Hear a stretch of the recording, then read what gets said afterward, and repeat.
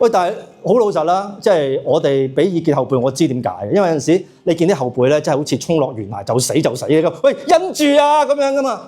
但係同大家講，佢哋要死，俾佢死，快啲死，因為而家啲人咧嗰個腦啊個構造唔同晒噶啦，你明唔明啊？佢哋係唔需要忠告噶，佢哋係需要認可同掌聲，大家同唔同意啊？同意。係嘛？係咪先？喂，我唔係亂噏㗎，我讀過書㗎，真係。即係我睇過 documentary， 佢就話咁樣嘅，就話啲人咧係由細玩 social media 大㗎嘛，睇短視頻大㗎嘛，佢哋係個腦咧不停咁分泌啲安多酚啊，這樣那樣咁樣嘅。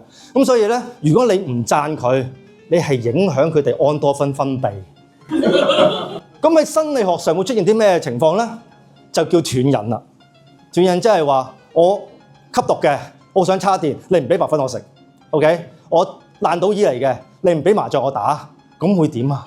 咁好大鑊㗎，乜都做得出㗎。即係大家樂，如果佢冇真刀咧，咁乜紙刀都懟你咁樣㗎，唔係比喻嚟嘅啫。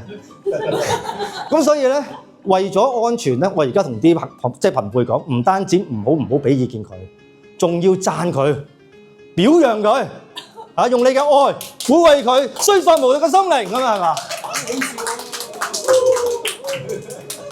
咁但係咧就阿 Lonnie 同 Simon 同我講啦，得唔得㗎？因為我哋呢代人咧係覺得咩忠言逆耳㗎嘛，咁跟住又話嚴師出高徒啊！如果你哋有咁嘅諗法嘅話，唔該，今日開始你當粉筆字咁抹咗佢，因為咧而家我從呢個社會層面同大家分析呢件事。